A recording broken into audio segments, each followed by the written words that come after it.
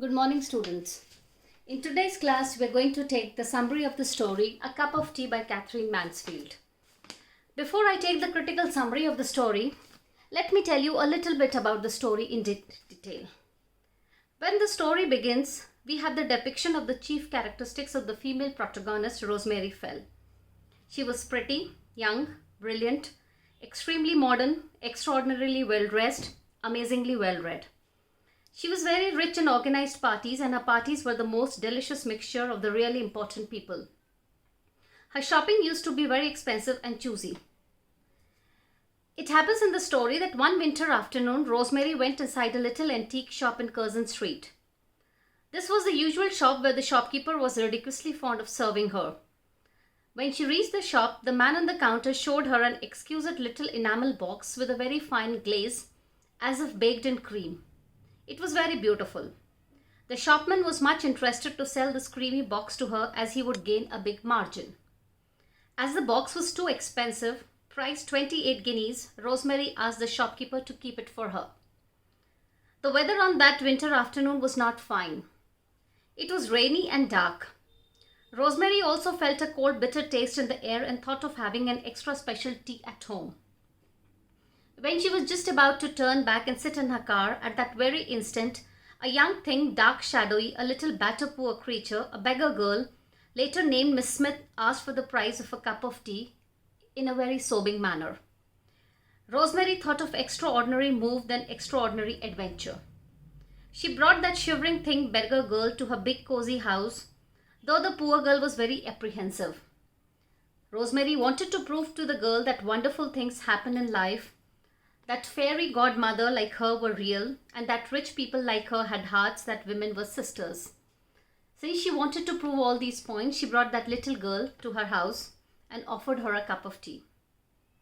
The poor beggar girl felt much uncomfortable in her new surroundings, amidst warmth, softness, a sweet scent, beautiful big bedroom, curtains, wonder furniture, gold cushions, and comfy chair of Rosemary's house. After much difficulty, Rosemary could handle that poor girl and make her take a slight meal of sandwich, bread and butter, and tea. The slight meal had a big effect upon the poor beggar girl. At this juncture, Philip, Rosemary's husband, entered their room and wanted to know all about this real pickup. He tried hard to make Rosemary understand the difficulties in her plan to be nice to this pickup girl, and he explained that Rosemary's plan were just not feasible. But to explain his wife properly, he had to adopt some other method to get rid of this poor beggar girl. He aroused feelings of jealousy in Rosemary's mind by praising beggar girl's beauty. He called her pretty, absolutely lovely. Now Rosemary considered the beggar girl her rival in beauty and love. Rosemary did not want to lose her husband. She paid the poor little girl a present of money and sent her out. Rosemary dressed up herself by doing her hair, darkening her eyes, and putting on pearls in order to look attractive.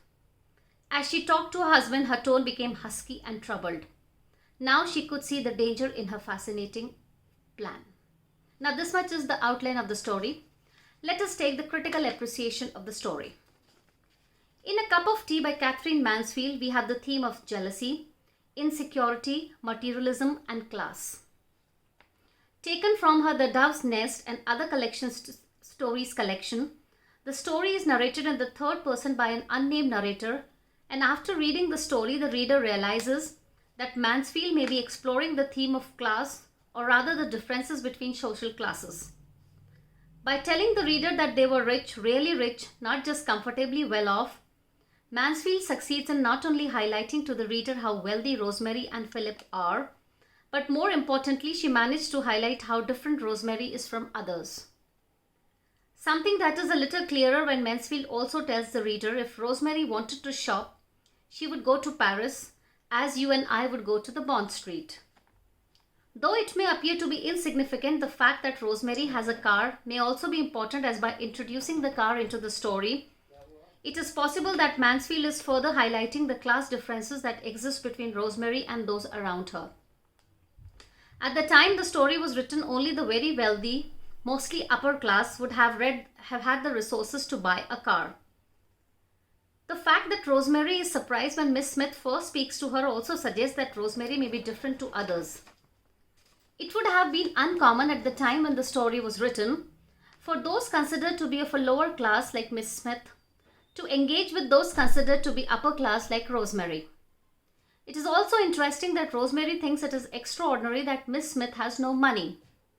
This was again suggests that Rosemary is different from other people. She can't imagine that somebody would have no money. By describing Miss Smith as the other when Rosemary leads Miss Smith into the hall of her home and Rosemary as being like the rich little girl in her nursery, Mansfield may be further highlighting the difference in class between both Miss Smith and Rosemary. It is also interesting to note that Rosemary, while Miss Smith is in a bedroom having tea, leave Miss Smith hat and coat on the floor. By doing so, Mansfield may be suggesting that in Rosemary's eyes, Miss Smith is not her equal. This would further highlight the difference in class between Miss Smith and Rosemary. The reader also doubts that Rosemary would take the same course of action should one of the upper class friends visit her home. At no stage in the story does the reader feel that Rosemary, by taking Miss Smith home with her, is doing so for the benefit of Miss Smith. Rather, it serves to boost Rosemary's perception of herself. She does, after all, consider the taking of Miss Smith home with her to be an adventure, something she will be able to boast about to her friends. There is also some symbolism in the story which may be important. The little box that Rosemary sees in the antique shop, by telling the reader that Rosemary must have it, Mansfield may be highlighting the importance of material things to Rosemary. Mansfield also appears to be using the setting after Rosemary leaves the antique shop to highlight Rosemary's mood after she is unable to buy the little box. Mansfield tells the reader that the rain was falling, and with the rain it seemed the dark came too, spinning down like ashes. There was a cold, bitter taste in the air, and the new highlighted lamps look sad. In many ways, this setting mirrors how Rosemary may feel about having to leave the shop without purchasing the little box. The flowers that Rosemary buys may also have some symbolic importance. By telling the reader that Rosemary wanted those and those and those, give me 4 bunches of those, Mansfield may be further highlighting how different Rosemary is from other people due to her wealth and how extravagant she is.